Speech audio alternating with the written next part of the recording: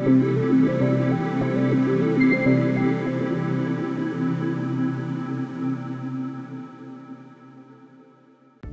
generasi Smart, mau tahu cara menyelesaikan materi jurnal penutup pada perusahaan jasa? Bersama saya, Marsuki SPD. Yuk simak video ini sampai selesai.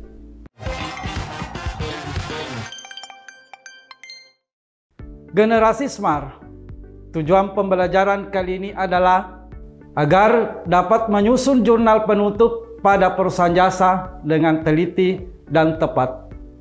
Sebagai tahapan terakhir dari proses akuntansi adalah tahapan penutupan siklus melalui penyusunan jurnal penutup. Jurnal penutup closing entries adalah jurnal yang dibuat pada akhir periode akuntansi untuk menutup akun-akun nominal, pendapatan, beban-beban, prive, dan ikhtisar laba rugi sehingga memiliki saldo nol. Jurnal penutup dibuat pada akhir periode akuntansi untuk mentransfer saldo dari akun sementara ke akun permanen. Adapun tujuan penyusunan jurnal penutup adalah: yang pertama, menutup saldo yang terdapat pada semua akun nominal sehingga akun tersebut bersaldo nol. Yang kedua, agar saldo akun modal menunjukkan jumlah yang sesuai dengan keadaan pada akhir periode, sehingga saldo akun modal akan sama dengan jumlah modal akhir pada akhir periode yang dilaporkan di neraca. Yang ketiga, memisahkan transaksi akun pendapatan dan beban agar tidak bercampur dengan jumlah nominal dari pendapatan dan beban pada tahun selanjutnya. Kemudian tujuan yang keempat, sebagai dasar penyajian neraca awal periode berikutnya setelah dilakukan penutupan buku. Adapun yang membutuhkan jurnal penutup pada akhir periode, yang pertama, menutup akun pendapatan ke akun ikhtisar laba rugi. Caranya dengan mendebit akun pendapatan dan mengkredit akun ikhtisar laba rugi, sehingga jurnal penutupnya seperti terlihat pada jurnal di bawah ini. Debit pendapatan, ikhtisar laba rugi kredit dengan jumlah yang sama. Yang kedua, menutup akun beban ke akun ikhtisar laba rugi, yaitu dengan mendebit akun ikhtisar laba rugi dan mengkredit akun beban-beban, sehingga jurnal penutupnya ikhtisar laba rugi debit, kemudian beban-beban di sebelah kredit. Nilai dari ikhtisar laba rugi ini mengikuti daripada jumlah nilai daripada beban-beban yang ada di sebelah kredit. Kemudian yang ketiga, menutup akun prive ke akun modal, yaitu dengan mendebit akun modal dan mengkredit akun prive, sehingga jurnal penutupnya modal di debit, kemudian prive di kredit. Ingat, nilai yang dimasukkan di sini adalah nilai daripada prive.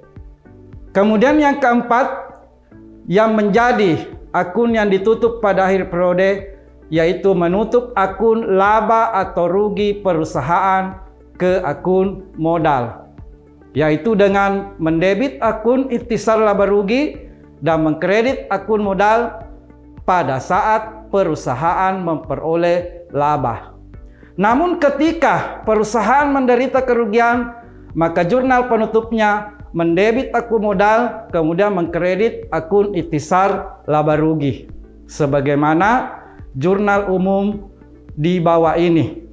Yang pertama, ketika memperoleh laba, ikhtisar laba rugi debit, kemudian modal di sebelah kredit dengan jumlah yang sama.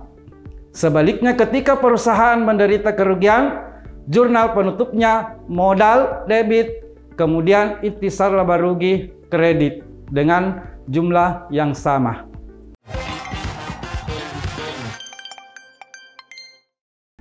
Baik, generasi Smart, kita akan membahas satu soal melalui kasus perusahaan jasa Agmar Yang tersedia di sini adalah neraca saldo setelah penyesuaian per 31 Desember 2020 dengan akun-akun mulai dari kas, piutang usaha, perlengkapan, dan seterusnya. Kemudian sampai ke bawah, di mana jumlah debit dengan jumlah kredit harus sama dengan jumlah 45 juta rupiah masing-masing debit dengan kredit.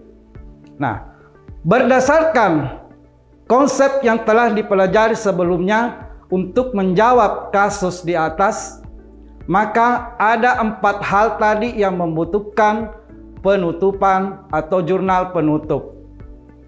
Yang pertama, kita akan menutup akun pendapatan. Untuk menutup akun pendapatan, kita lihat pendapatan jasa pada neraca saldo di atas berada pada saldo sebelah kredit. Maka ketika ditutup, dia akan dibawa ke sebelah debit. Makanya jurnal penutupnya adalah pendapatan debit, kemudian ikhtisar laba rugi kredit dengan nilai Rp8.500.000. Itu yang pertama. Yang kedua yang membutuhkan penutupan adalah beban-beban.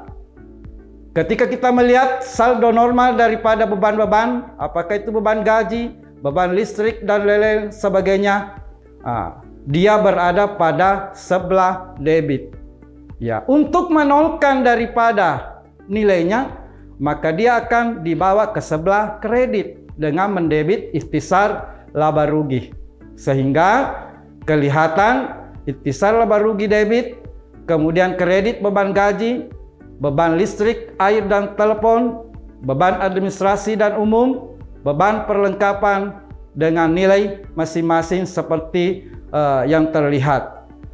Kemudian tadi di sebelah debit ikhtisar laba rugi 3.100.000 itu merupakan akumulasi daripada nilai dari beban gaji 1.200.000 ditambah beban listrik 750.000, beban administrasi dan umum 450.000, beban perlengkapan 700.000, sehingga jumlahnya sebesar Rp3.100.000. Kemudian yang ketiga yang membutuhkan penutupan buku adalah prive.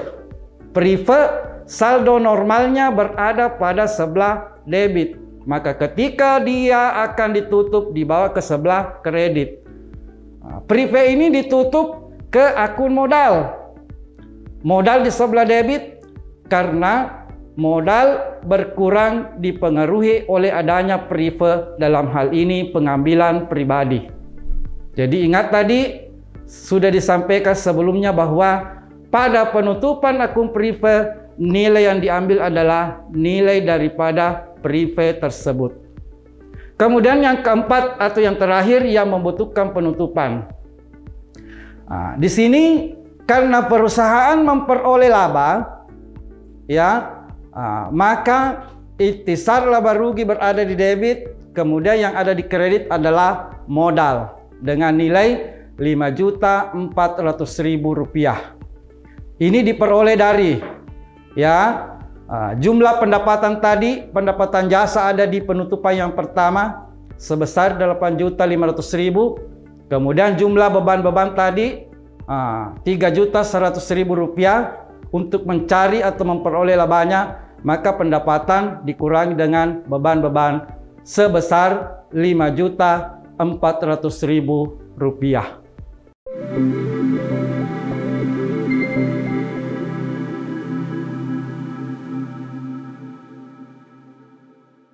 Semoga membantu ya generasi Smart. Sampai ketemu pada pembahasan materi selanjutnya.